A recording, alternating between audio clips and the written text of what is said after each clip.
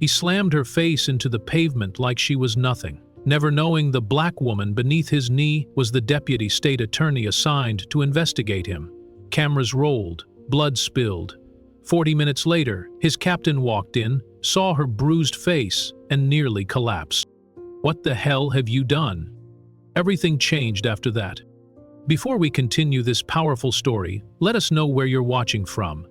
If you enjoy stories like this, subscribe to the channel, because tomorrow we have another powerful story you won't want to miss. The Buick glided through the streets of Fairgrove like it remembered every turn. The steering wheel, polished smooth by time and calloused hands, fit perfectly beneath Tasha Reed's fingers. She adjusted the rear-view mirror, just enough to catch the trailing gold of the sunset behind her and the faint edge of her reflection. Poised, tired, and steady. Her navy mule suit still held the sharp lines of the morning's press conference, but now a trace of dust clung to the sleeve from kneeling at her father's grave. It had been 3 weeks since her appointment as deputy state attorney for Fair County. 3 weeks since she'd stood beside the governor on the courthouse steps and accepted the role with trembling hands and a composed smile. People called it historic, bold, progressive. She called it necessary and exhausting, the kind of work her father always said would try to break a person before it changed anything. She could still hear his voice in the back of her mind, low, southern, wise. "Keep your head high, baby girl, but keep your eyes sharper." The Buick had been his. He'd saved for it over 2 years, refused to let anyone else drive it, waxed it every Saturday morning until the day he got sick. Most folks didn't understand why someone like her, with her title and paycheck, still drove a 20-year-old sedan with a cassette player. But to her, every creak in the seatbelt buckle was a memory. Every slow turn of the ignition was a promise to the man who gave her everything. She passed the corner gas station where he used to buy her peach rings as a child. Slowed just a little as she approached the Red Crumb Brick Elementary School, where she'd once made honor roll and he'd nearly cried in front of the whole auditorium. The city had changed, sure, but not this street. Maple Avenue still smelled like lawn clippings and wood smoke. Still felt like home. She tapped the turn signal and merged into the right lane, letting the afternoon quiet settle into her chest. For the first time all day, she exhaled. Then came the lights, red and blue, flickering in the rear view like a warning shot.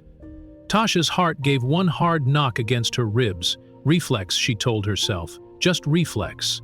She slowed, flipped on her signal, and pulled smoothly to the curb, stopping at a clean diagonal just off the sidewalk. Her hands moved with practiced calm. Gear in park, windows halfway down, both palms resting flat on the wheel. She kept her breathing even, her chin forward. She was doing nothing wrong. The police cruiser didn't pass her. It parked. She glanced into her side mirror and saw him. Officer Brent Maddox, 6 foot something, broad-chested, pale. The kind of swagger that didn't just come from a badge. It came from years of being told he was the law. He adjusted his belt as he approached, his right hand hovering uncomfortably close to the holster on his hip. His other hand gripped a flashlight, though it was still daylight. 3 firm taps on her window. Tasha flinched despite herself. "Roll it down." She did, slowly. The flashlight beam sliced across her face, lingering at her eyes like an interrogation lamp. Tasha blinked, holding her posture. "License and registration." "Yes, officer." Her voice was measured, calm, the same voice she used in courtrooms. "May I reach into my purse?" The flashlight didn't move. "I said license and registration. You deaf?" She swallowed. "My purse is on the passenger seat. I'm informing you before reaching." Maddox grunted, the flashlight now scanning her dashboard and seats. It paused on a small photo clipped to her visor. Her father, grinning with a hand on her law school graduation gown. "Go ahead, but slowly." Tasha reached across, narrating each move as if reciting gospel. "I'm unzipping the purse, opening the wallet, pulling out my license." Maddox snatched it from her hand the moment it cleared the wallet.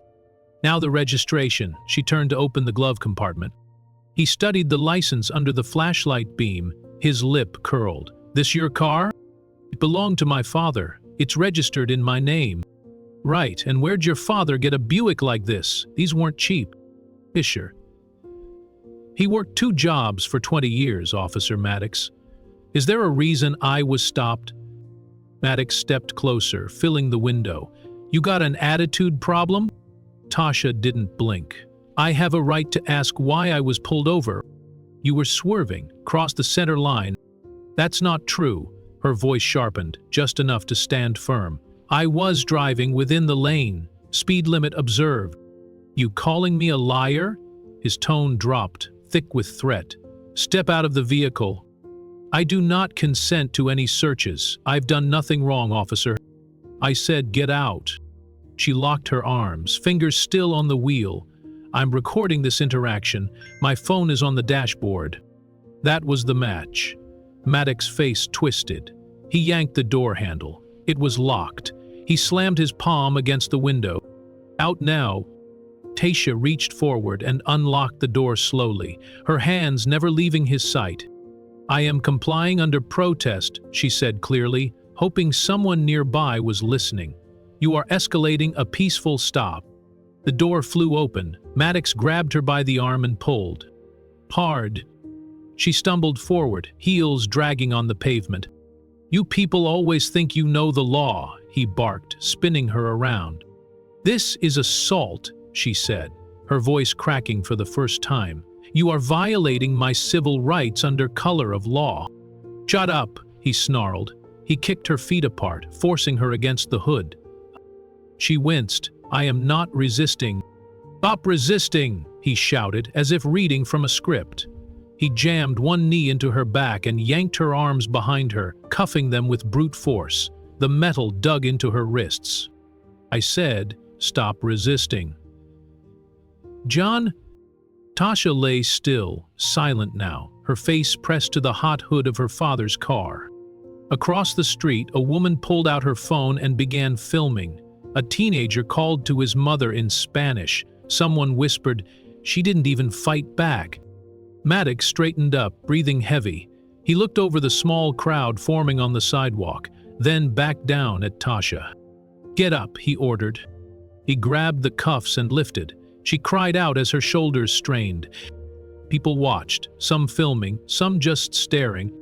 "This officer is using excessive force," she said loudly, clear enough for the cameras. "I am a legal professional, and I've broken no laws." "Shut up," Maddox hissed again, dragging her toward the cruiser. "You think your big words are going to save you?" Tasha turned her head just enough to make eye contact with a woman holding her phone. "Please keep filming," she said. "My name's Tasha Reed, Deputy State Attorney for Fair County." The woman gasped. Maddox didn't hear, or didn't care. He shoved her into the back seat of the cruiser, slammed the door, and stalked toward the driver's side. The weight of his silence was heavier than his rage. And in the rearview mirror, the woman's phone was still raised, still recording. Just before the door shut, Tasha whispered to herself, 40 minutes. Let's see how long it takes for justice to remember my name."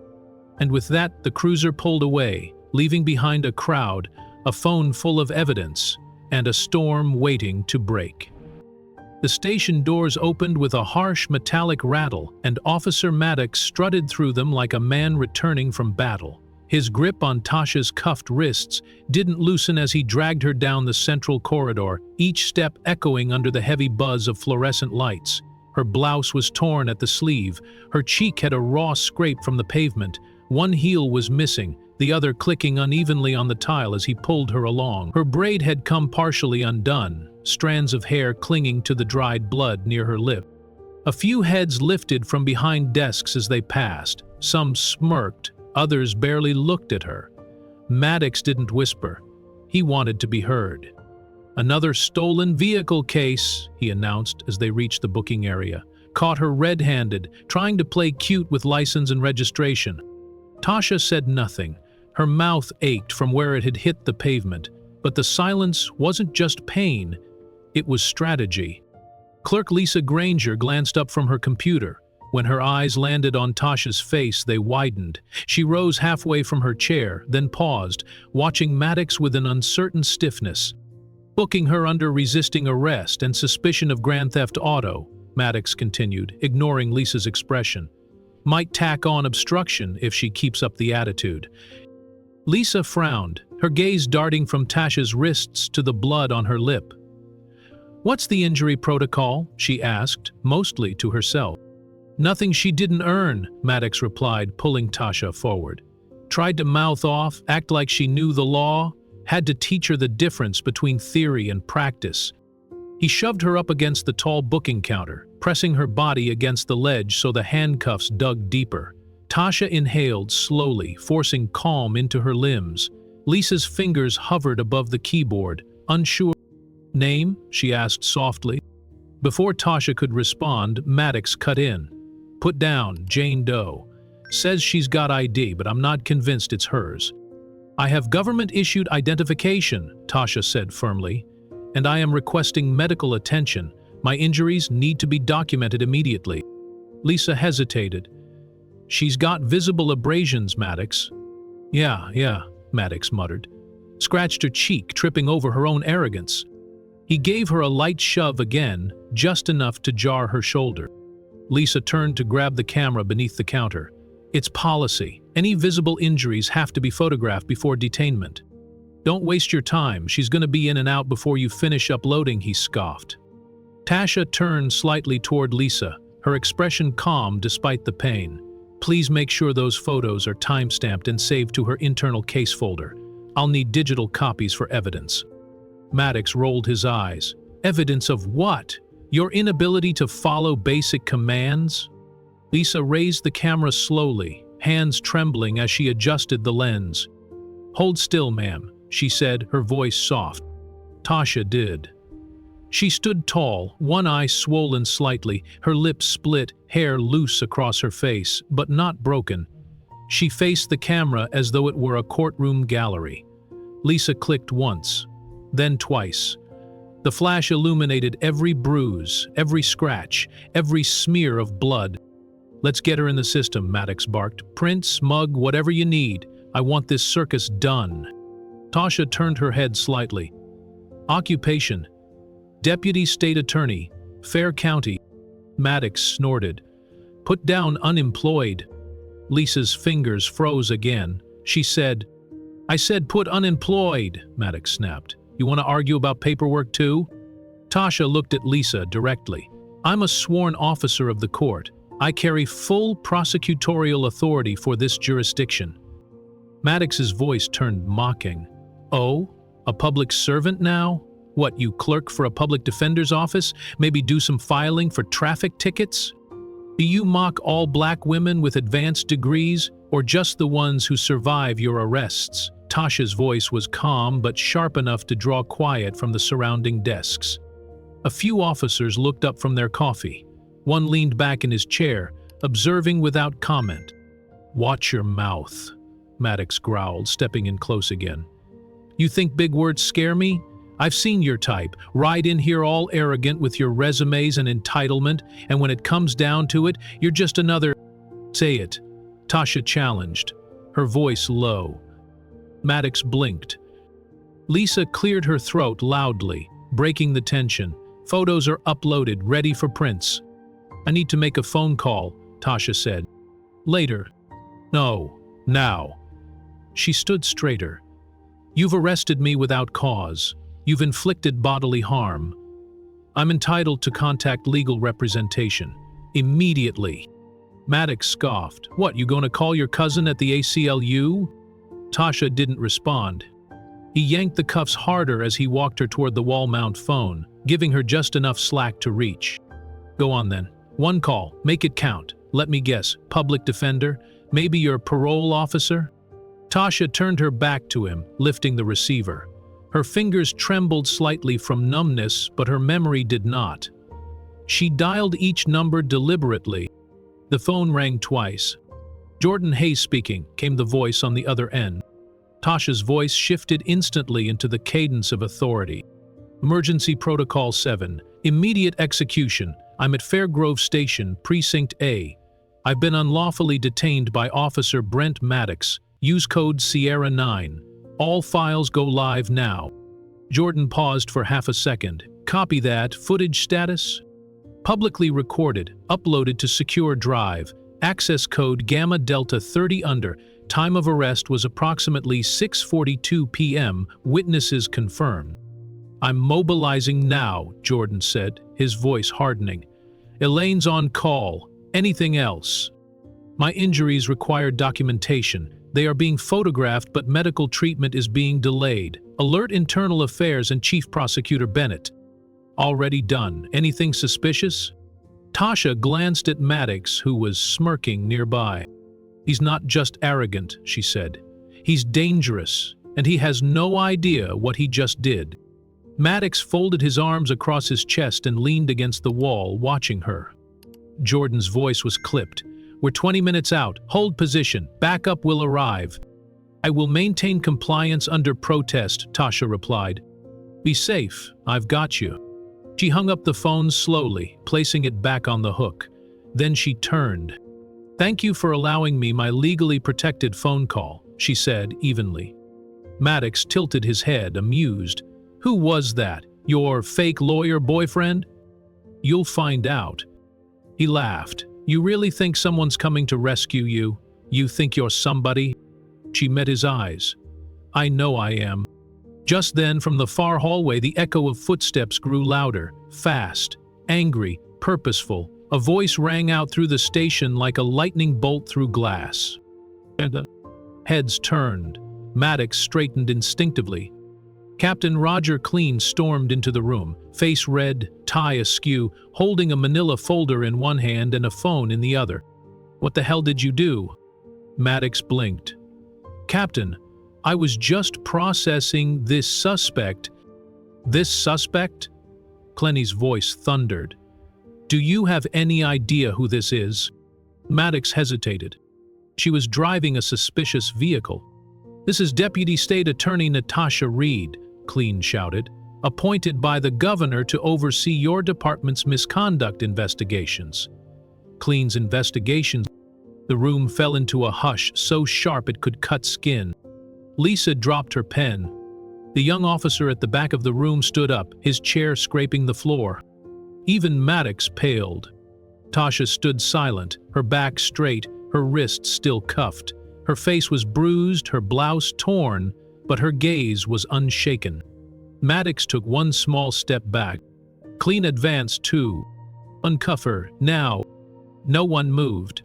Tasha raised her voice, clear as courtroom brass. "Or shall I finish the booking, Captain? I believe Maddox still hasn't filed the charges that justify this arrest." The room held its breath. And in that silence, something shifted. Something broke. The first crack in the wall that Maddox had spent years building.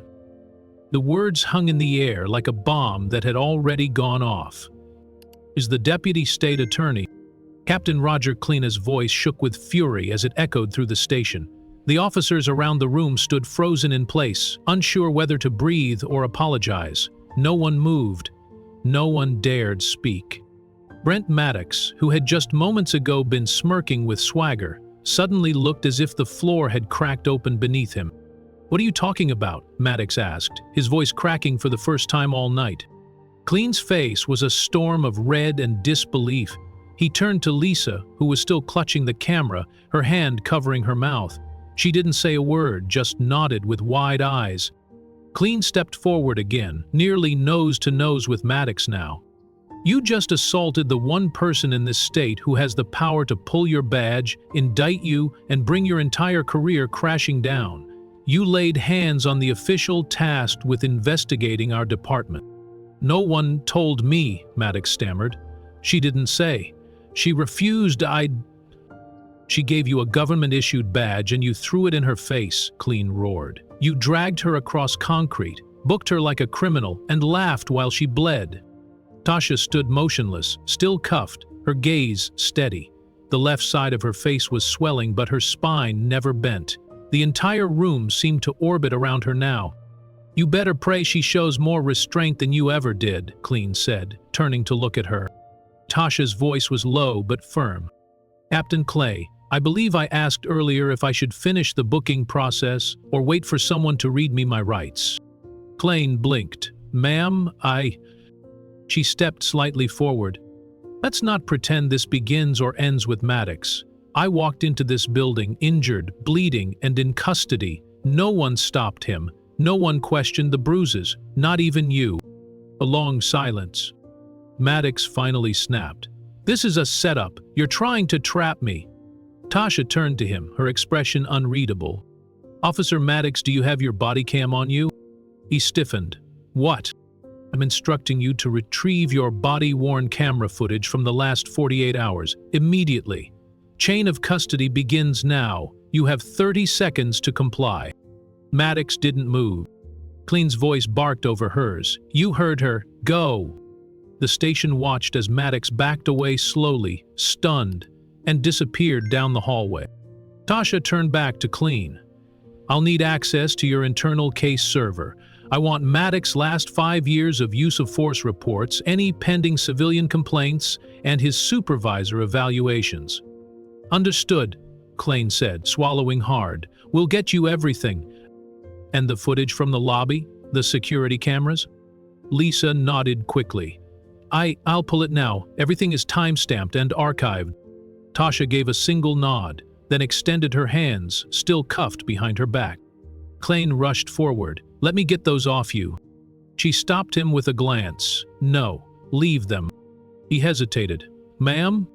Until this department begins chain of custody documentation, no one touches anything. I want this logged. I want the key photographed. You'll do this by the book or you'll answer for it. Klein blinked, then looked around. Somebody get a camera. Document this. Lisa reached for her phone, trembling, and began snapping photos. Only then did Tasha speak again, with absolute control. Now let's begin.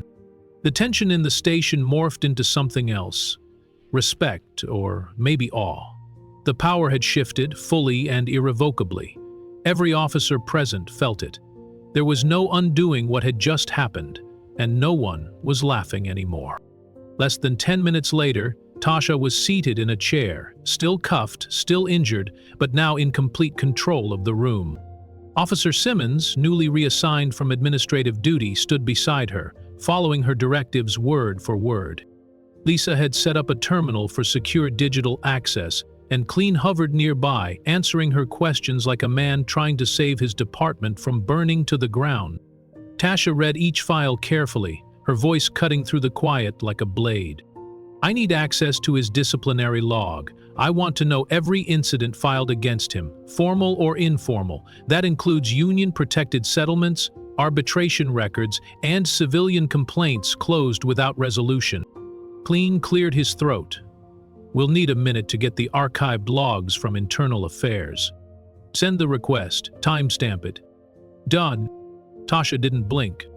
Now I want the booking footage, the moment I was brought in, audio and video. Lisa pulled up the feed. On screen, Maddox could be seen dragging Tasha through the doors, making crude jokes. The sound was clear, every word captured. Tasha's eyes didn't move from the screen, even as her own bruised face appeared in the frame, even as she watched herself being mocked, even as she listened to the slurs whispered at her under breath.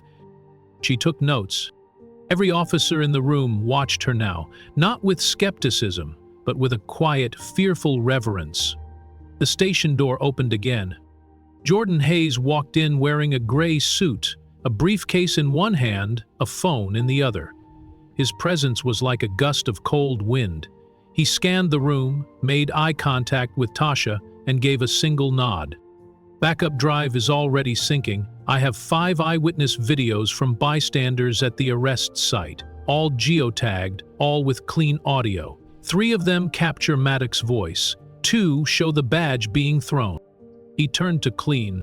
I'll need an external USB copy of the body cam footage within the hour, or we initiate a judicial subpoena through state compliance. Clean nodded rapidly. We'll get you that. No need for escalation. Jordan looked at Tasha. "Do you want to be checked by a doctor?" She paused. "Soon, let's finish here." Maddox returned, face pale, holding his body cam in a plastic evidence bag. He handed it off to Simmons without a word. Tasha didn't look at him. "Simmons, begin the download." "Yes, ma'am." As the footage loaded, Jordan moved to her side. "You want to press charges here or elevate to state-level abuse of power?" Tasha was silent. Then, slowly, she uncuffed her wrists herself, placing the cuffs on the table beside her. Her voice was clear and cold. "I want both." Jordan nodded. Then Klain stepped forward again, quieter this time. "Deputy Reed, I want to apologize. Personally, professionally. I failed to protect you. We all did." Tasha looked at him.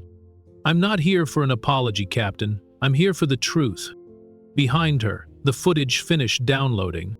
Simmons handed over the USB drive. Jordan turned to Lisa. "Start a duplicate copy for State Archives." She nodded and started the process immediately. Maddox stood frozen against the wall, watching the machine copy over the evidence that would dismantle his career. "I've done nothing wrong," he muttered, barely loud enough to hear. Tasha stood. "Then you'll have nothing to fear." He turned to Klain. "I will issue my full report to the Attorney General's office within 48 hours. I expect full cooperation from every division head, and I want every officer's disciplinary log placed under temporary review, effective immediately." Klain straightened. "Yes, ma'am." Tasha picked up the folder Jordan handed her and walked toward the exit. But just before reaching the door, she paused. Without turning around, she said softly, "And Captain Kalani, start with yourself." Then she stepped out into the night air, the door closing behind her with a quiet finality. Inside, no one moved. Not Maddox. Not Clea. Not even the clock. Because for the first time in years, justice had walked through their front door. And it had a name. The glass doors of the state attorney's office closed behind them with a sharp click. Tasha Reed stepped out of the elevator with slow, deliberate steps, her face still bruised but steady. Jordan Hayes followed closely, arms loaded with files pulled straight from the evidence room. Waiting in the conference room was Chief Prosecutor Elaine Bennett, stern, silver-haired, and sharp as steel. She didn't speak right away, just looked at Tasha's face, then turned toward the table piled with paperwork. The silence stretched. Elaine finally broke it with a cold, clinical voice. "Is this everything from Fairgrove PD?" Tasha nodded. "Initial intake, all tied to Maddox." Elaine opened the top folder and scanned a complaint filed by an elderly man. Next to it was another, this one barely legible, handwritten, smudged. She picked it up, glanced at the name, and blinked. 27 complaints, Jordan muttered as he placed more files on the table. "That's what we found connected directly to Officer Brent Maddox. 0 sustained, not one." Tasha pulled out a spreadsheet she had started to compile, tapping her pen on a single column. "They all follow the same language. Subject was non-compliant, feared for officer safety, aggressive posture. It's templated, cut and paste. This isn't policing, it's performance theater." Elaine turned to her. "And no internal consequences?" "None," Jordan confirmed. "In fact, he was promoted twice, commended for decisive field control. That's what they call it when he dislocates a senior citizen's shoulder." Elaine's eyes narrowed. "We'll need more than paper. I want to hear these people, face to face." Tasha exhaled slowly. "Already arranged. First interview is in 15 minutes. They didn't wait. The conference room became something else entirely. Part courtroom, part confessional booth, part battlefield.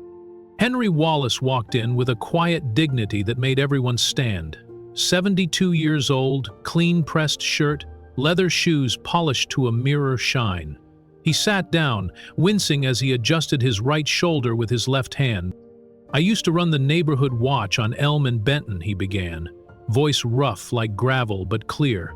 "One night, I heard some kids running through backyards. I called it in. 10 minutes later, this officer shows up. Didn't even say hello, just started shouting. He paused, rubbed his shoulder. They slammed me against my own porch, said I was interfering, my arm snapped right here. Tasha leaned forward gently. Did you file a complaint? Henry's smile didn't reach his eyes. Twice. Once at the station.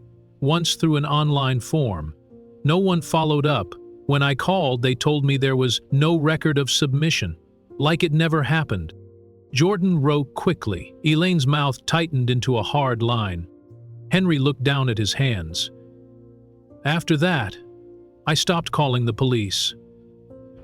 And I used to believe in them. The next witness was shorter, younger, and shaking. Maria Ortiz clutched a photo frame in her lap. Her eyes were red from crying. She didn't speak at first, just placed the photo on the table. It was a teenage boy in a graduation cap. My son, she whispered. Diego. He was 17. Elaine reached out, but Maria didn't want comfort. She wanted to be heard. They said he reached for something, his phone. That's what they said. They said they were stopping him for suspicion of car theft. It was our car, in our driveway. He was grabbing his charger from the back seat. Tasha's jaw clenched. Her hand curled into a fist in her lap. Maria's voice cracked. The police wouldn't give me the footage. They said it was under review. 6 weeks later, they told me it was accidentally erased, and that the officer was cleared. She wiped her eyes, but the anger didn't fade. That officer's name was Maddox. Tasha met her gaze. We're going to get it back, all of it. I promise. Maria stood. Don't promise me, just do it. Tasha didn't blink. And we will. Elaine stood at the whiteboard, drawing connecting lines between names, badge numbers, and dates. Red lines crisscrossed the board like the outline of a crime scene, each one tethered to a name that carried pain. Tasha stared at the growing wall of horror, each complaint like a page in a diary of abuse. She pointed to a date, 3 months apart. Both reports say the suspect lunged without warning. Both suspects were 15-year-old boys. Elaine frowned. Where? Different neighborhoods, same officer, same phrasing. Look, this one says suspect resisted violently. The arrest log? Sprained wrist. The other? Escalated with verbal threats. But the bystander footage shows a kid crying, asking for his mom. Jordan looked up from the laptop. It's a pattern. A formula. He uses the same 3 phrases in every report where force was used, every single time. Elaine glanced at the board. And internal affairs? Rubber-stamped every one, Jordan replied. They used Maddox's own report as the basis for dismissal, not a single civilian interview included. Tasha looked at the room. This isn't one bad cop. It's a system that taught him he could be one. They kept digging. Jordan pulled up another log. This one's interesting. A woman named Rochelle Darnell filed a complaint 2 years ago, said Maddox punched her in the stomach during a traffic stop. Elaine raised an eyebrow. Pregnant? Tasha nodded grimly. She miscarried 2 days later. Hospital tried to report it. Police said she was combative and had existing complications. Jordan clicked on the incident file. Medical examiner's note contradicts that. Said there was blunt force trauma inconsistent with the alleged cause. Elaine shook her head. And still no investigation. They were quiet for a moment. Tasha finally spoke. We're not building a case against Maddox, we're exposing the blueprint. Just then her phone buzzed, a text from Lisa Granger at the station. You were right, there's more. Meet me tonight, alone. She showed it to Elaine. Elaine nodded. Go, but be careful. If this system is that deep, someone's going to try to bury you next. Tasha picked up the files and her recorder. Her voice was low but steady. Let them try. Later that evening, in a quiet corner booth at a diner on the edge of town, Lisa slid into the seat across from her. She looked nervous, eyes darting to the door. She had a folder under her arm wrapped in a brown grocery bag. I had to sneak this out, she whispered. Internal-only memos, stuff they thought no one would notice. Tasha opened it and saw the first page, an email from a supervisor flagging Maddox's name. The subject line, "Use of Force Review, flag for pattern behavior." The date? 18 months ago. There were reviews? Tasha asked. Lisa nodded. 2, both marked for internal review only. They were never followed up, never sent to IA. They just died. Tasha flipped another page. It was a copy of a signed warning one Maddox had received and never acknowledged. No response, no meeting, no consequences. Lisa whispered, "They knew. They always knew." Tasha's hand trembled as she closed the file. They protected him. Lisa nodded slowly. They still are. The next morning, Tasha stood at the window of her office, the city stretching beyond the glass like a battlefield waiting for its reckoning.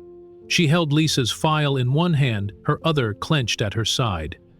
Elaine entered quietly, holding fresh printouts. Another complaint, this one dated just 2 weeks ago. Another black teenager, another hospital visit. No charges filed, no explanation. "We have enough," Elaine said softly. Tasha turned. "We don't have time." Jordan entered with a tablet, eyes wide. "Local journalist's been digging too." Maddox's name came up on a leaked civilian audit. "She's requesting comment by end of day." Tasha's gaze sharpened. "We respond," she said. "Not as victims, as prosecutors." Elaine hesitated. "The state office may push back." "Then let them," Tasha replied. "If they're silent after this, they're complicit." She stepped into the hallway, the file pressed to her chest, her voice clear and full of conviction. "Call the press. I want cameras rolling." And just like that, Fairgrove's dirty secrets were no longer buried in complaint files and forgotten memos. They were coming into the light. By sundown, the town would never be the same. The sun dipped low over Fairgrove as Gloria Fields adjusted a folding table beneath the courthouse steps. It was her third trip, loading candles from the back of her husband's pickup, but her spirit hadn't waned. She moved with quiet purpose, her hands trembling only when she paused to catch her breath. She had marched in the 60s. She had buried neighbors who were never given justice. But tonight felt different. The bruises on Tasha Reed's face, broadcast on the news, printed in the paper, whispered about in corner stores, had stirred something deeper, something raw. Word of the candlelight vigil had spread not through headlines, but through church bulletins, text threads, and the sacred chain of black mothers who didn't need a press release to recognize injustice when they saw it. They brought casseroles and folding chairs. Pastors brought sound systems. Grandchildren brought tears and stories they hadn't shared until now. And at the center of it all, just behind the podium, stood a single microphone under a soft halo of lights. Elaine Bennett paced nearby, checking her phone every few minutes. "She's not coming," she whispered to Jordan, who stood beside her with crossed arms and an uncertain frown. "It's too risky. She's already taken enough hits." Jordan didn't answer. His eyes were fixed on the dark sedan slowly pulling into the side parking lot. It was Tasha. The back door opened with a slow creak, and for a moment no one breathed. She stepped out carefully, her ankle still sore from the arrest. She wore a gray coat buttoned high over her blouse, and her hair was pinned back in a low bun. But it was the swelling above her cheekbone, the strip of bruised skin across her jawline that silenced the crowd before a single word had been spoken. Someone gasped. Another whispered, "Is that her?" Gloria moved first, walking up with arms outstretched, tears forming at the corners of her eyes. "Thank you for coming," she said, voice shaking. Tasha nodded, barely able to speak. "I wasn't going to," she admitted softly, "but then I saw Diego Ortiz's name in that file, and Henry Wallace, and I realized, this isn't about me." Gloria handed her a small white candle. "It never was." As Tasha made her way toward the podium, the community parted for her like the tide. Some touched her arm. Others just stood with eyes wide, holding their children closer. One teenager, barely 16, filmed with his phone but lowered it out of respect as she passed. Elaine caught up to her just before the steps. "You don't have to speak," she said. "Your presence is enough." Tasha shook her head. "They need to hear it. All of it." The microphone hissed gently as she stepped behind it. Her hands trembled only once, then stilled. Behind her, the courthouse loomed in shadow, silent, unmoving, and for once, forced to listen. She took a deep breath, her voice soft at first. "My name is Tasha Reed. I am the Deputy State Attorney for this district." The crowd didn't cheer. They didn't need to.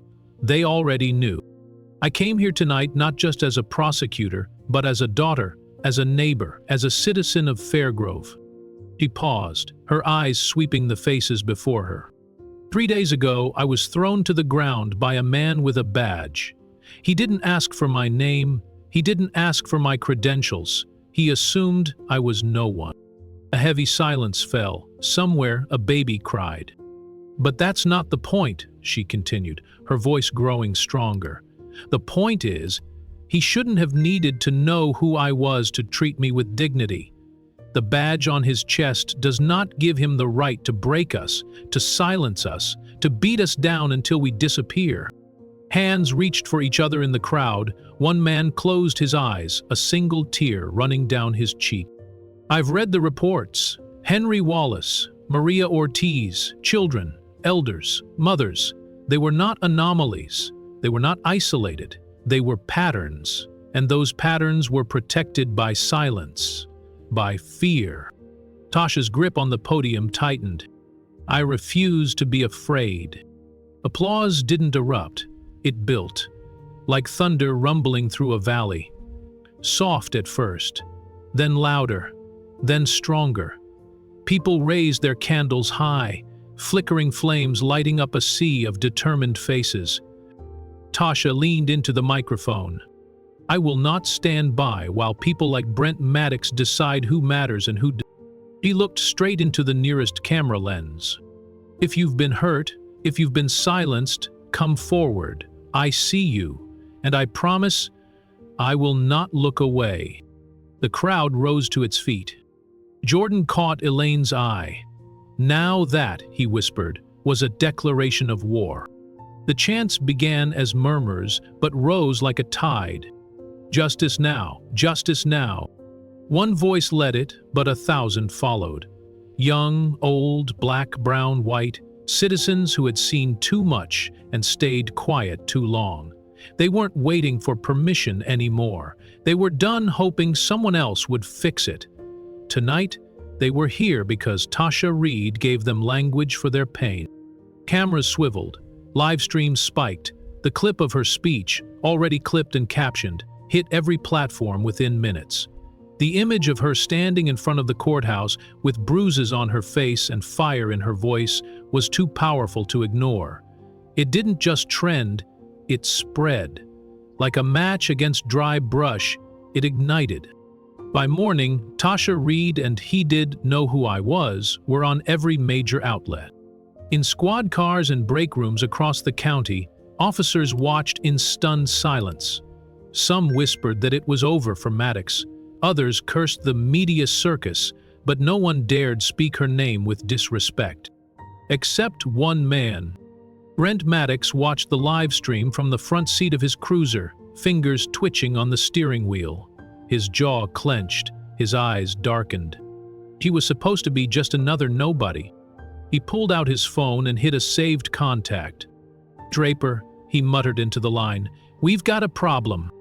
The voice on the other end of the line didn't respond right away. Just breathing. Maddox stared at the flickering candlelight vigil on his screen, the way her face glowed with resilience and fire. Every word she'd spoken was now etched into the public record. Every syllable had cut through the badge he used to hide behind. "We knew this could happen," Deputy Chief Draper finally said, voice low and deliberate. "She was brought in to shake things up, but we didn't expect her to get this loud." "She's not just loud," Maddox snapped. "She's dangerous. She has witnesses, old reports, my body cam. She's..." demanding misconduct logs. And, Draper said, his voice colder now, you think I don't know what's in those logs? Maddox hesitated. His pulse thundered. He hadn't said it out loud, but they both knew. The logs weren't just about him. There were other names, other incidents. And if Tasha kept digging, this wouldn't stop at a few bruises and a viral speech. She's lighting a fire we can't put out, Maddox growled. You better figure out how to get ahead of it. Draper exhaled slowly. We handle this the way we always have. Let the public scream. Let the headlines fly. Then we put pressure in the right places. DA's office, union reps. Delay the investigation. Smear her credentials. Something from her past, even college. Anything. You don't understand, Maddox said, voice sharp. She's not backing down. She's not scared. Draper was quiet again. Then make her scared. Maddox blinked. The silence between them thickened. I'm not saying lay hands on her, Draper added, feigning restraint. Just remind her how things work around here. Subtle. Enough to make her think twice about putting all of us on trial. Maddox stared out the window at the quiet street. For a moment he saw shadows of protesters still lingering, still lighting candles, still clinging to hope. I'll take care of it, he said.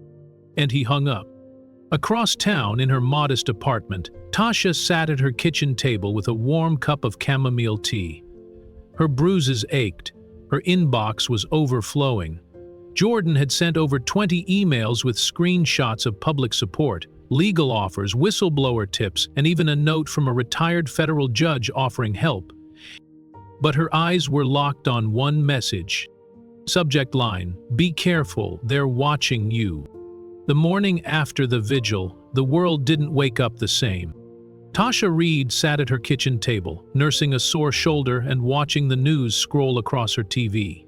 Her speech from the vigil was everywhere, reported by national leaders, reposted by celebrities, dissected by talking heads on every major network. And then a new face took center stage. Frank Delaney, a graying man with a smirk permanently etched into his face and a voice as slick as oil. Delaney was no ordinary lawyer. He specialized in flipping narratives, in making victims look like liars and turning men like Maddox into misunderstood heroes. And now he was on Channel 7's morning segment, wearing an American flag lapel pin and a tone of righteous indignation. I think it's important we stop pretending this was just some innocent mistake, Delaney said smoothly. Deputy State Attorney or not, Ms. Reed has a known history of instability.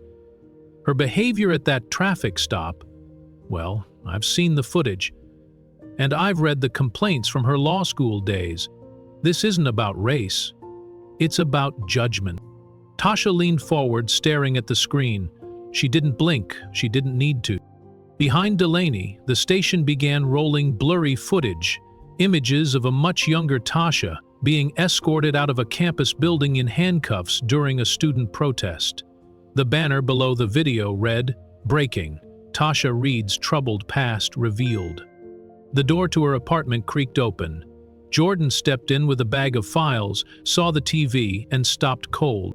"Oh, hell no." Tasha didn't flinch. "They're playing their card," she said quietly. "They're scared." Jordan walked up, turned off the television. "They're trying to bury you in noise. That clip's from undergrad. You led a protest after a hate crime. Half the student body backed you."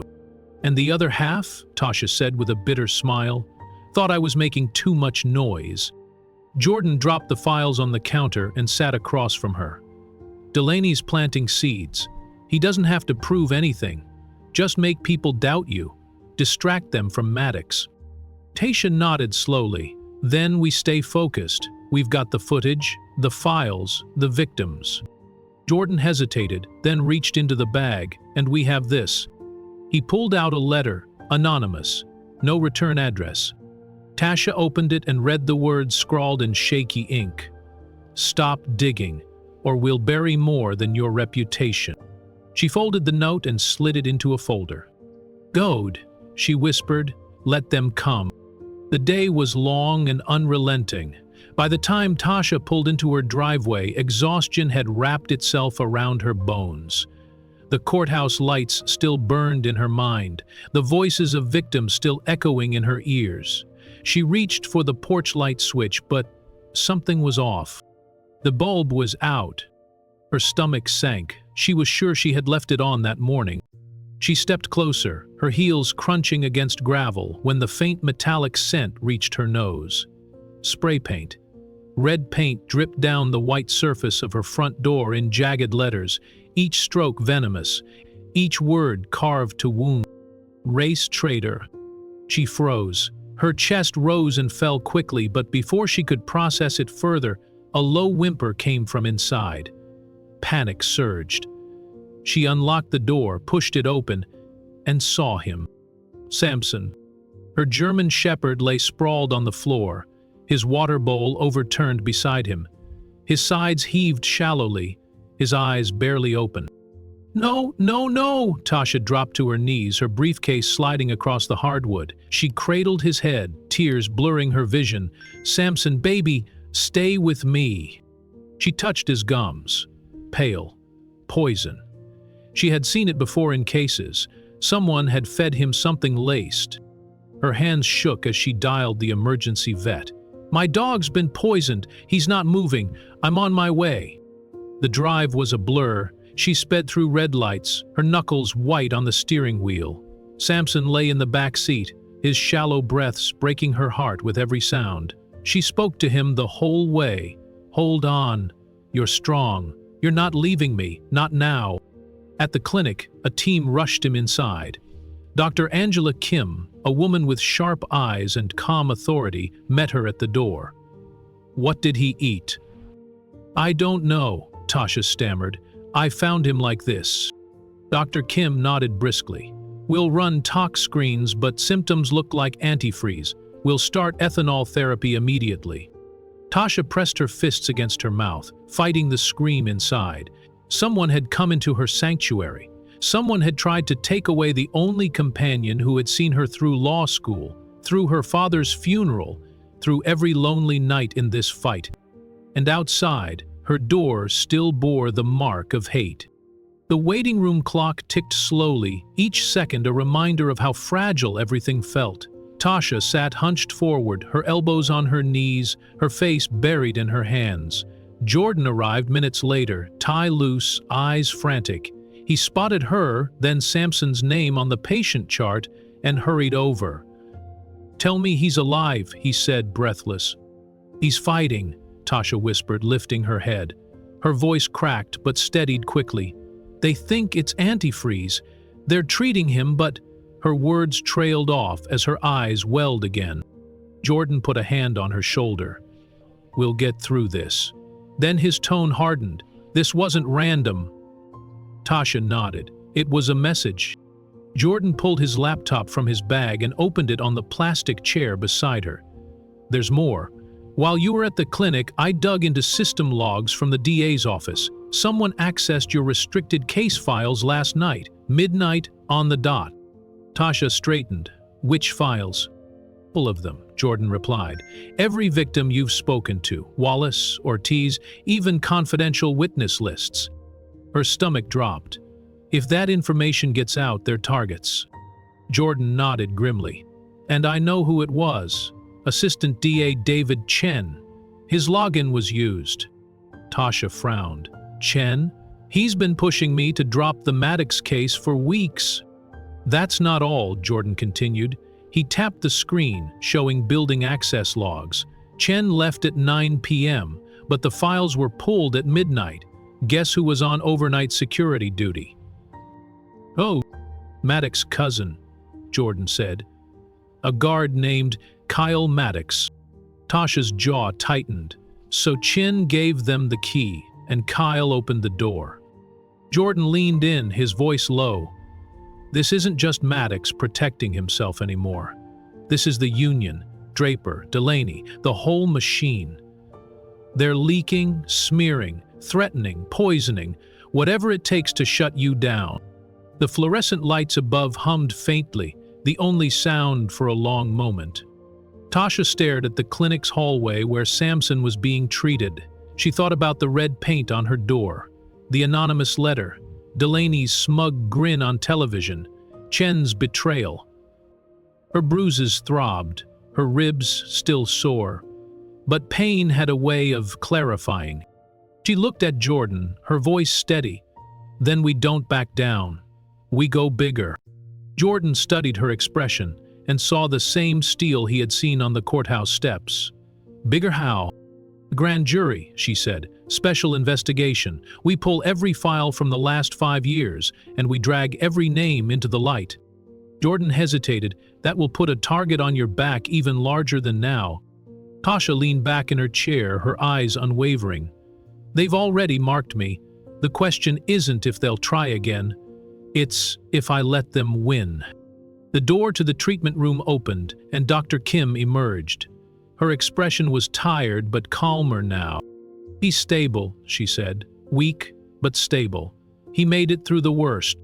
Tasha closed her eyes, relief washing over her. A single tear escaped down her cheek, but when she opened her eyes, they burned with fire again.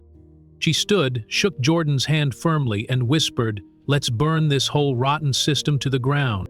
The diner smelled faintly of coffee and frying bacon, the kind of place where locals came for pancakes at dawn, and cops usually sat in the corner booth trading stories. This morning, though, it felt like neutral ground, a meeting spot chosen with care.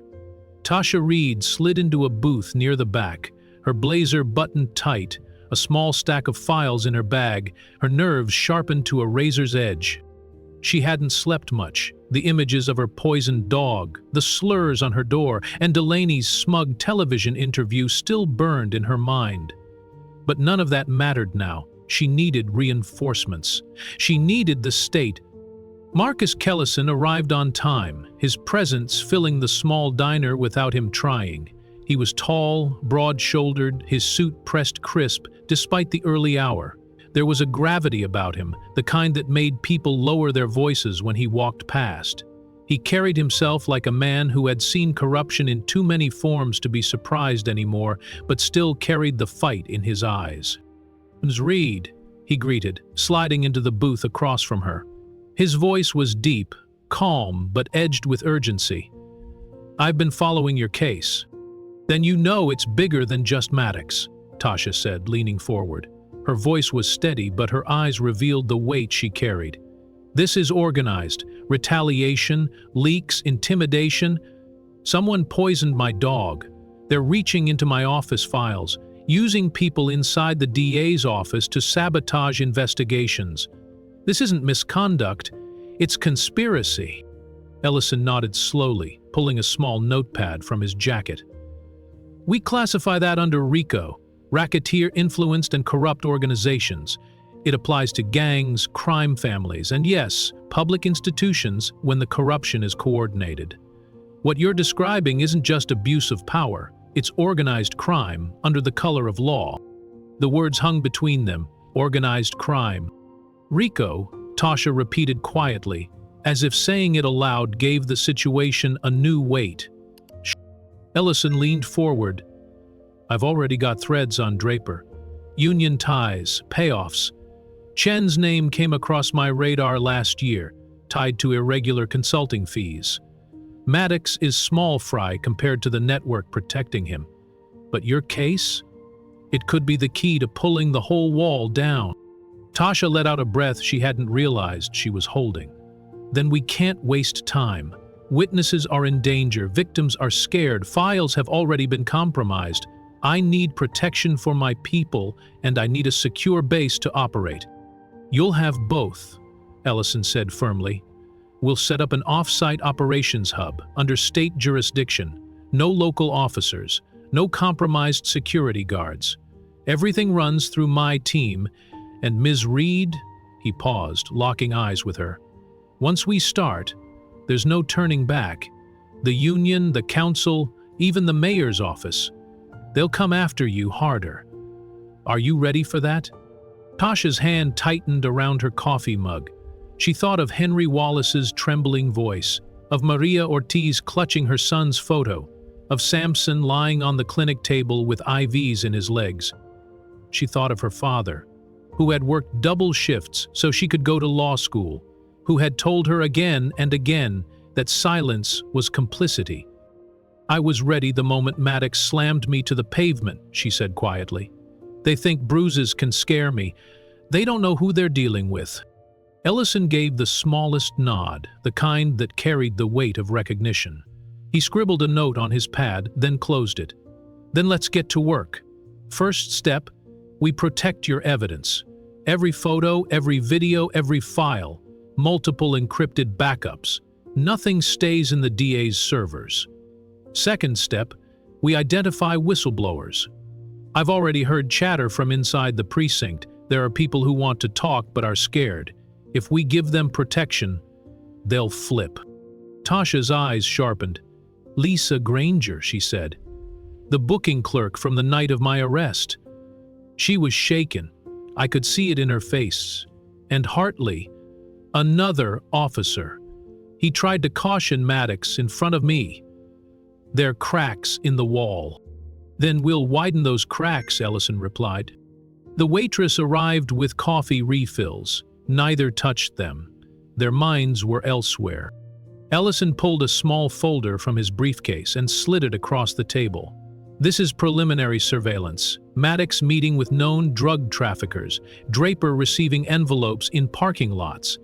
It's not admissible yet, but it confirms what we already know. They're not just brutal, they're dirty."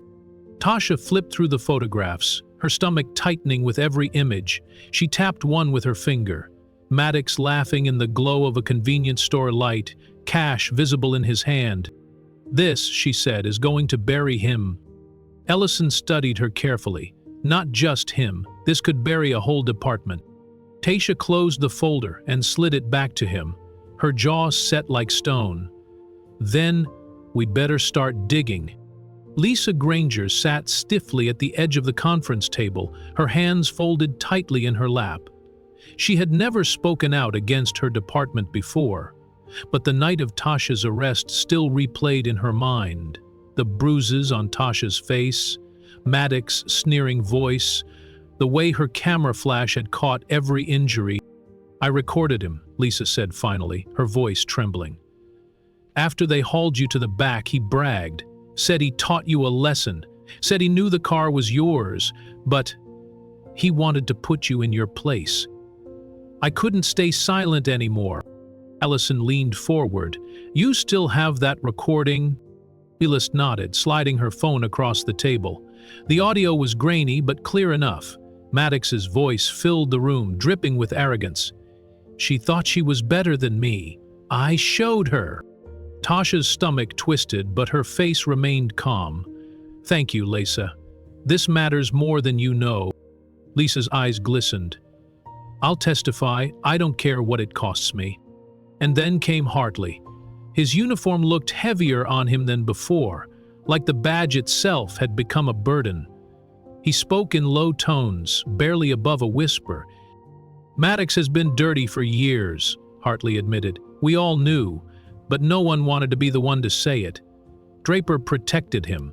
Reports vanished. Complaints were shredded. It's not just him. It's the system propping him up." Tasha glanced at Ellison, who gave her a slight nod. The cracks were widening.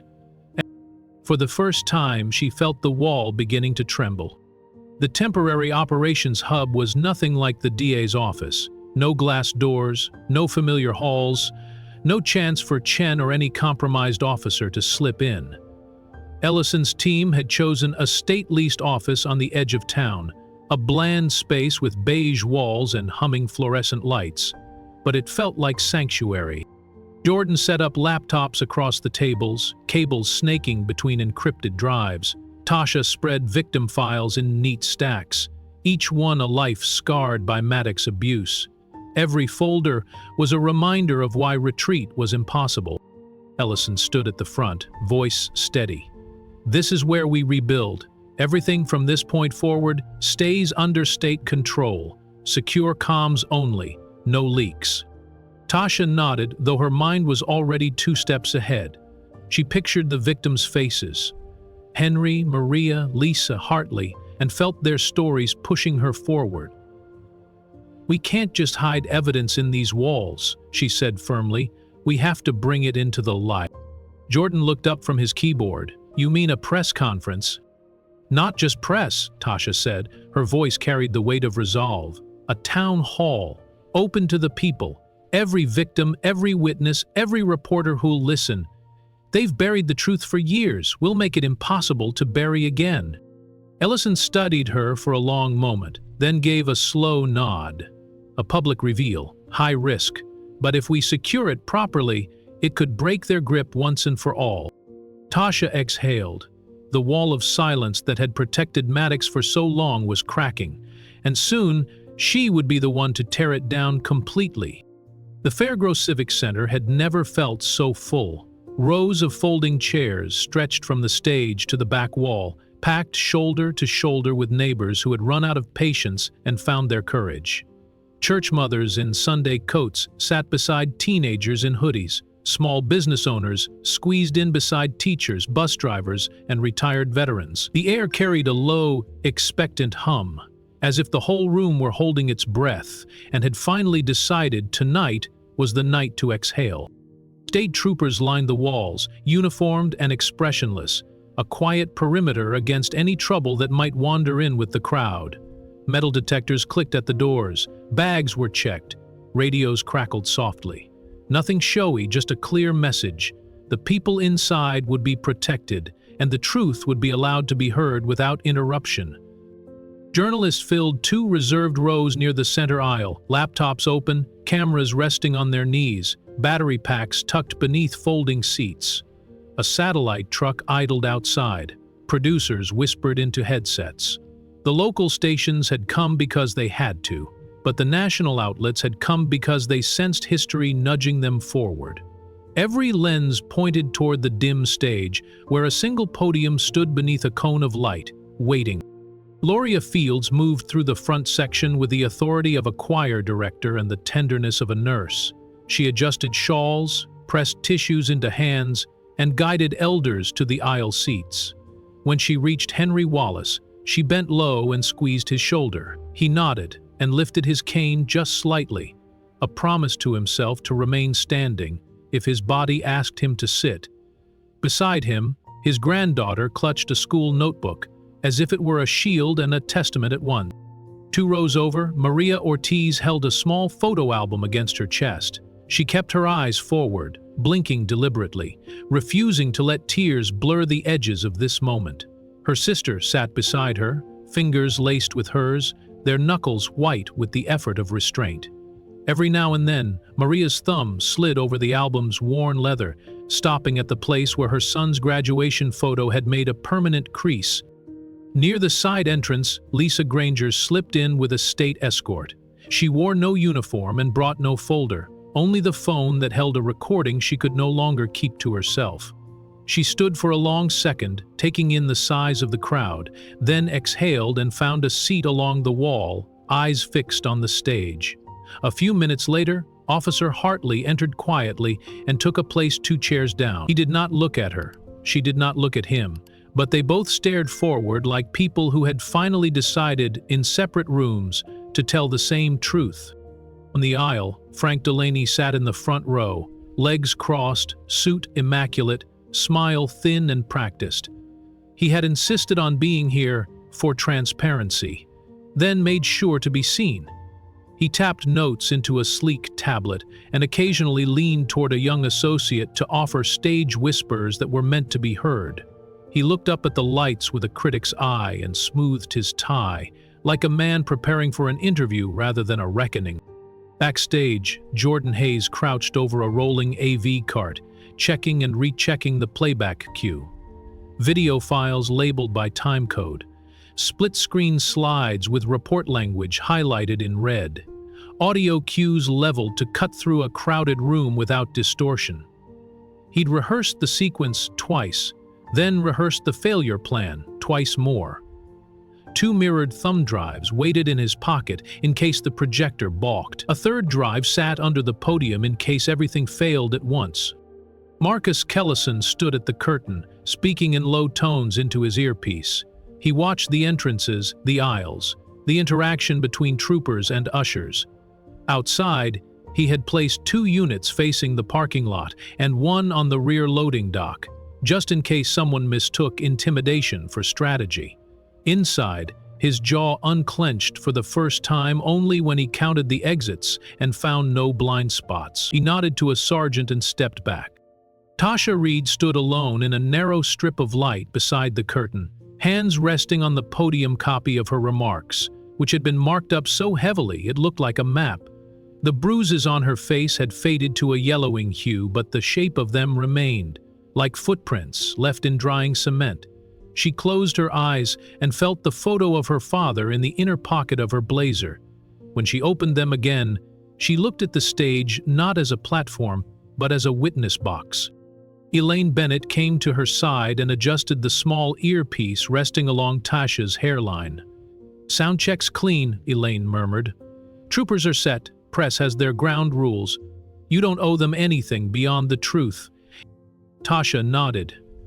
"The truth is all I brought." From behind the curtain, the room's murmurs gathered and rolled. The seats were filled now, and latecomers stood along the walls.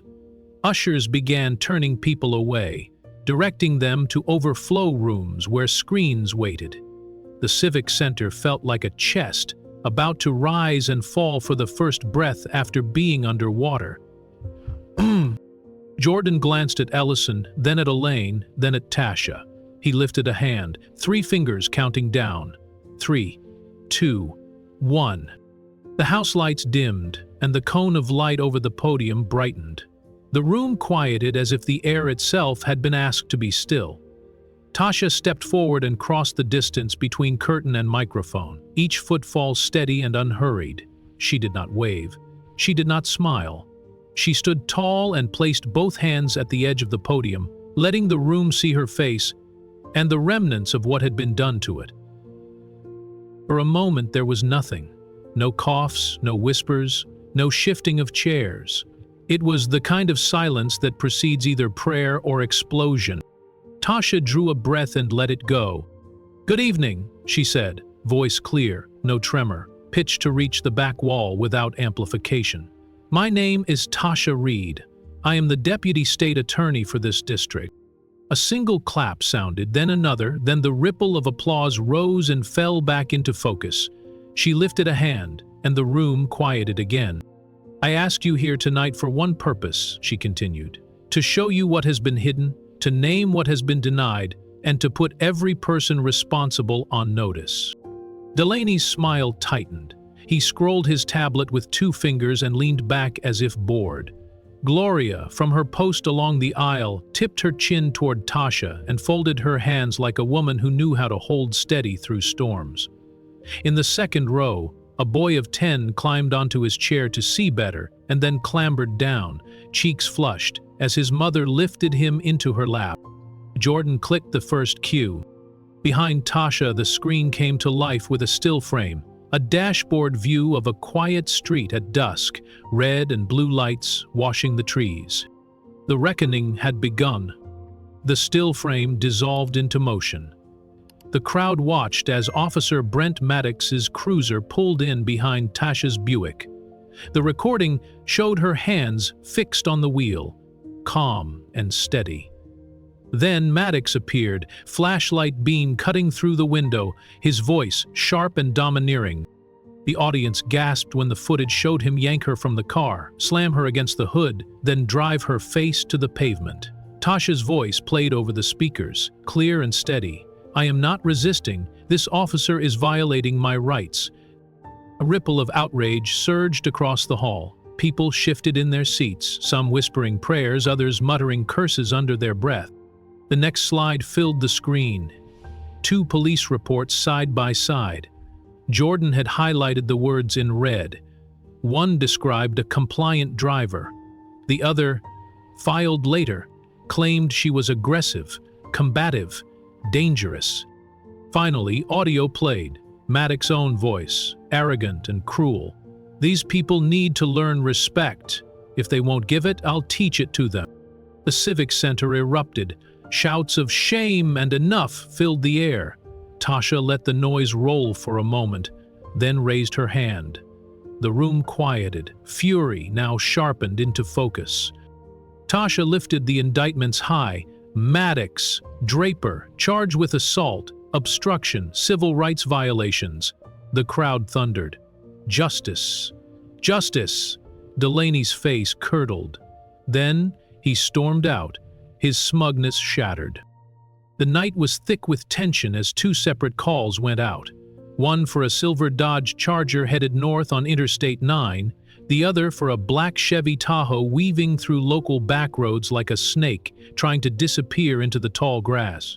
Both drivers had one thing in common: they were running. Tasha Reed sat quietly in the State Operations Center, her face lit by the glow of monitors tracking both vehicles. Her fingers were clenched around a ceramic mug she hadn't touched in an hour. Beside her, Marcus Ellison gave a sharp nod as a trooper reported the Charger had passed mile marker 112. "That's Maddox," Marcus said. They'd known it would come to this. The warrants had been unsealed, the charges had been read aloud, and the pressure had become too much. Maddox wasn't the type to walk into a courtroom with his head bowed. Neither was Draper. Cowards rarely are. State Trooper Julia Ngoon's voice came through the radio like a steel blade. "Suspect vehicle approaching checkpoint now. Floodlights activated. Deploying spike strips." Miles away, floodlights shattered the darkness across the northbound lanes. A wall of troopers stood ready in formation behind their cruisers, rifles slung low but fingers steady near the trigger. The Charger hurtled forward, its headlights flashing like a heartbeat in freefall. For a moment, it looked like Maddox might swerve. But he didn't. He pressed the gas. The spikes did their job. Tires burst in an instant, rubber shredding against metal.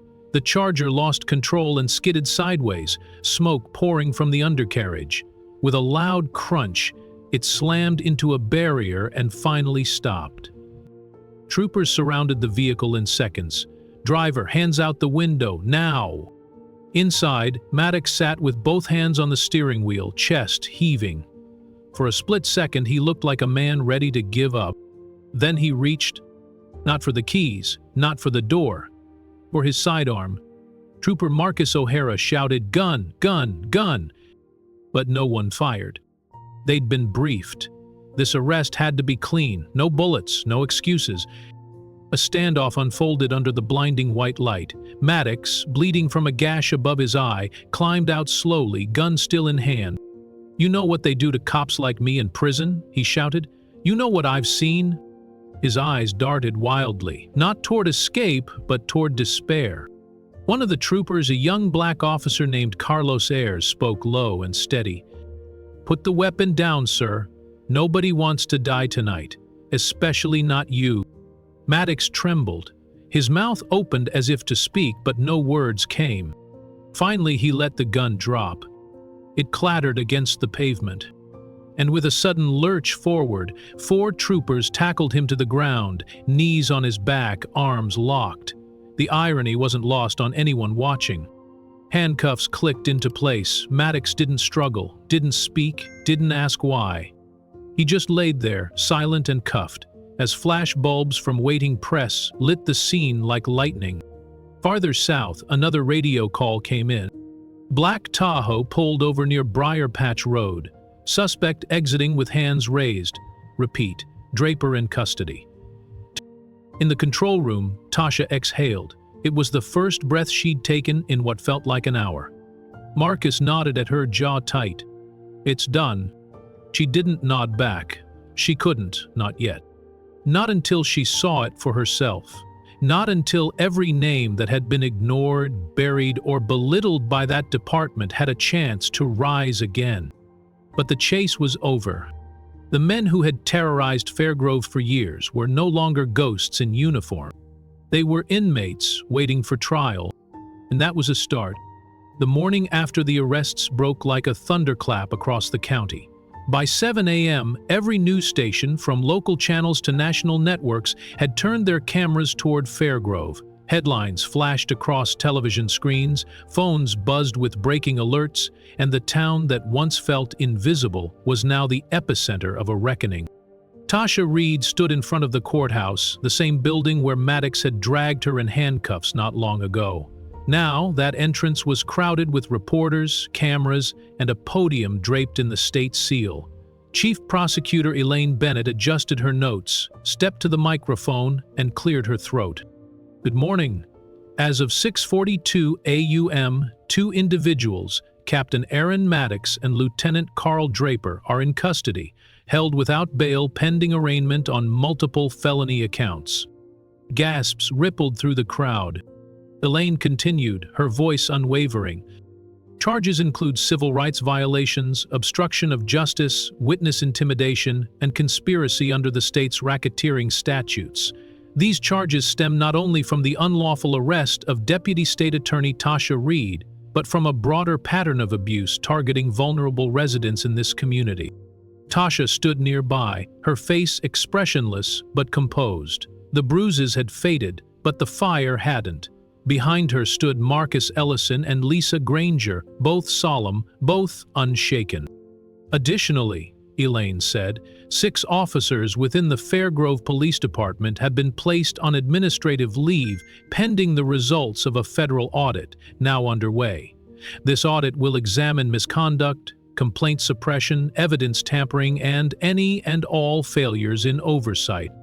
One reporter called out, "Will you release the names of the suspended officers?" Elaine didn't blink.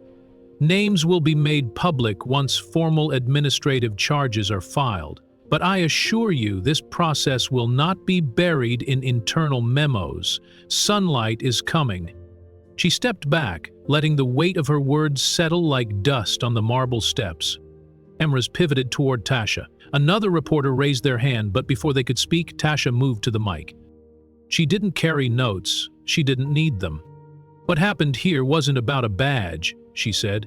"It was about the silence that follows when power protects itself." A hush swept over the crowd. For years, this town learned to look the other way. Victims told their stories, filed complaints, begged for justice, and they were dismissed, not because they were wrong, but because the people listening had already decided what they believed about them. Tasha paused, then looked directly into the nearest camera. "This isn't about me. This is about the people whose names were erased before anyone bothered to learn how to pronounce them. It's about Henry Wallace, Maria and Diego Ortiz.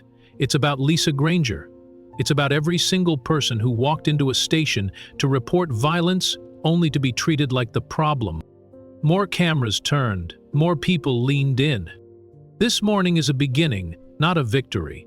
There are more people to hold accountable. There are systems still intact that allowed this to happen in the first place. But make no mistake, change is here, and it won't be whispered. Behind her, a quiet chant began to rise among the gathering crowd. "Justice now, justice now." It started small, 10 voices, maybe 20, but it grew. Within seconds, it rolled across the courthouse lawn like thunder. Tasha stepped back, not to retreat, but to let the sound carry. Elaine reached out and placed a hand on her shoulder, not as a superior, but as an equal. The podium stood empty, but the truth was no longer silent. In a quiet holding cell beneath the county jail, Maddox sat alone. His wrists were cuffed, his badge, once worn like a shield, was now sealed in an evidence bag across the hall. A guard passed his window without looking in. For the first time in years, there was no one to cover for him. No Draper, no Delaney, no cousin in security, no whisper down the hallway to make a file disappear. Just steel bars and the ticking echo of a clock he couldn't control. Meanwhile, at a small diner on the edge of town, Lisa Granger sipped her coffee with her sister. The waitress recognized her and set down a fresh cinnamon roll without charge. Across the room, someone nodded silently, then another. And on the courthouse steps, Tasha sat alone for a moment before sunrise, watching the golden light spill across the lawn where the chants had faded the night before. She didn't smile, not yet, but she breathed. And for the first time in weeks, the air felt clean.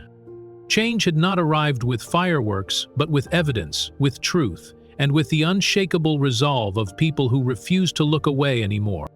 And the storm was not over, but it had turned. The courthouse steps had never seen a crowd this size, not for a trial, not for an election, not even for a parade. But today they gathered for something far more powerful: justice, redemption, truth. The sunlight cut through the gray morning like a promise, casting golden light on the faces of neighbors, victims, survivors, and the children watching from their fathers' shoulders. The air was still, thick with the weight of what had been lost and the fragile hope of what might come next. Tasha Reed stood just beneath the courthouse pillars, no longer hidden behind bruises or fear. Her suit was sharp, her voice even sharper. No teleprompter, no speechwriter, just her truth, and the truth of everyone who had stood with her. "Good morning," she said. The microphone crackled, but the silence of the crowd remained steady, waiting. "Some of you know what happened to me, but this isn't just about me." Her eyes scanned the crowd, catching glimpses of Gloria Fields holding hands with her daughter, of Jordan Hayes standing firm at the edge of the press barricade, and of Lisa Granger wiping away quiet tears in the front row. This is about every mother who lost a son and got silence instead of answers. This is about every elder shoved to the ground and told it was protocol. This is about every voice that was mocked, dismissed, or buried in a file labeled unsubstantiated. The crowd stirred, heads nodded, people gripped each other's hands. A woman near the front let out a soft, "Amen."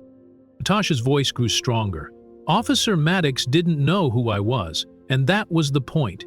He didn't care if I was a prosecutor or a teacher or a mother or a nobody, because he'd been taught, by culture, by silence, by cowardice, that no one would stop him. She paused. Well, someone did. A quiet wave of emotion moved through the crowd. Journalists steadied their cameras, survivors straightened their backs. It was no longer about headlines. It was about memory, about healing, about power finally reclaimed. My name is Tasha Reed. I'm the Deputy State Attorney, and I made you a promise, every single one of you, that I wouldn't stop until justice reached every corner of this town. We're not finished. But today, we begin to heal. As she stepped back from the microphone, the applause didn't erupt. It rose like the slow sound of thunder, building from the people who had waited years to be heard. The courthouse bell tolled in the distance. One time, then again, then again. A symbol not just of time passing, but of something returning, something righteous. And behind Tasha, etched into the stone of the courthouse, the words carved decades ago finally meant something again: equal justice under law.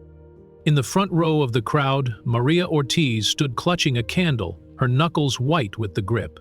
The flame flickered softly in the wind, glowing against the name tag pinned to her blouse: Diego Ortiz, forever 17. Tasha's words still rang in her ears as the county clerk stepped to the podium with a folded paper in hand. The clerk's voice was gentle but unwavering. Today, the names of those whose voices were once silenced will be spoken, remembered, and honored. A hush swept over the crowd. The list began. Diego Ortiz. Maria let out a trembling breath, her shoulders rising and falling. She reached for the hand of the woman beside her, someone she didn't know but who held it tightly anyway. She closed her eyes and whispered, "He hears you now." Henry Wallace. The old man rose slowly, leaning on his cane. This time, he didn't hide his tears. He didn't hang his head. He raised that weathered cane high above his head, not as a crutch, but as a declaration. The crowd cheered, and a few people stood up with him. Jordan helped him stay balanced as the applause continued. Henry smiled through wet eyes. "Still standing," he said, and the crowd cheered louder. Teresa McLean. A woman in a wheelchair rolled forward, her sign resting in her lap, paralyzed in Vicepel here. She waved a small American flag. People bowed their heads in her direction. Malik Evans. A young man stepped up, holding a framed photo. "My brother," he said quietly. He loved comic books and blue raspberry candy. For nearly 10 minutes the names were read aloud. 57 names. Some familiar, some long buried in sealed internal affairs reports. And with each one, the people responded, not with silence, but with reverence, with dignity, with the promise that these weren't just cases, they were lives, and they mattered. Tasha remained off to the side, watching.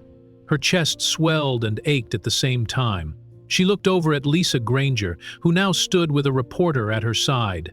The footage Lisa had secretly recorded, the moment Maddox had bragged about slamming Tasha into the ground, had been a turning point. And now she was no longer just the intern with a secret. She was a witness, a truth-teller, a woman who had risked everything and won back her voice.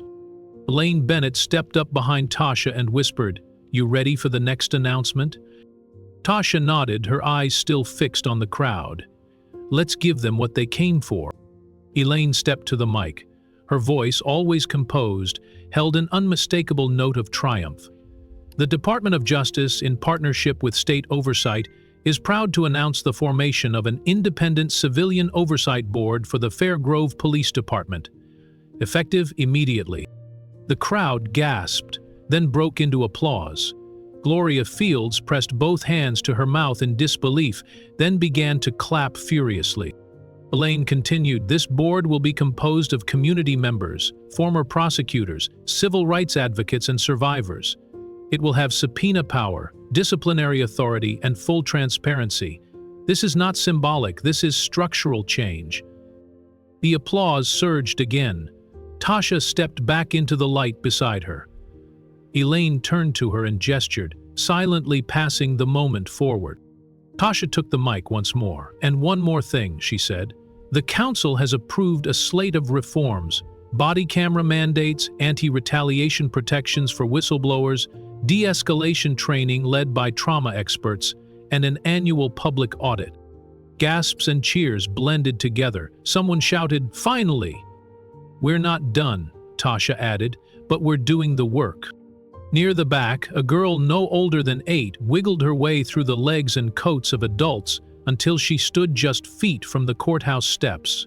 Her hair was tied in 2 poofy braids. Her name tag read, "Destiny." She looked up at Tasha with eyes wide and unblinking. "I want to be like you," she said. Tasha knelt slowly, heart caught in her throat. "You already are," she whispered. Destiny smiled and offered her a small candle. Tasha lit it with her own, the 2 flames merged. Around them, hundreds of candles ignited, one by one, and the city of Fairgrove, for the first time in years, glowed. As the last names were read and the final reform announcements made, the crowd didn't disperse right away. They stayed. Not out of anger, not out of protest, but because something sacred had unfolded here. Something they didn't want to end too soon. The church bells in downtown Fairgrove rang out, slowly, solemnly, then again, and again. Each toll seemed to echo with the weight of lives lost and voices returned. Families held each other, strangers embraced. Police officers stood respectfully at a distance, no longer armored, but present, watchful, silent, and perhaps, finally, listening. Tasha stepped away from the steps. Her breath caught as she took in the full view. Hundreds of people, standing shoulder to shoulder in candlelight, faces she had never met, and faces she would never forget. Her body still ached from everything she had endured, but tonight, she stood whole. Jordan joined her, holding a candle of his own. "Your father would be proud," he said softly. Tasha looked up toward the courthouse columns, their shadows flickering with the glow of the crowd. She held her candle closer to her chest. She whispered, "We did it, Daddy." And in the hush that followed, a little voice from the crowd called out once more. "Thank you, Tasha." Then another, "Thank you, Tasha." And another, and another. A wave of gratitude rose from the crowd like a tide, raw, unrehearsed, unstoppable. Tasha closed her eyes, letting the warmth of the moment hold her. She didn't need a gavel, she didn't need a robe. She had her name, her voice, and a community that had stood beside her. The light of hundreds of candles danced in her eyes as she lifted hers toward the sky. And for the first time in Fairgrove's history, justice wasn't just a word. It was a flame, and it was everywhere,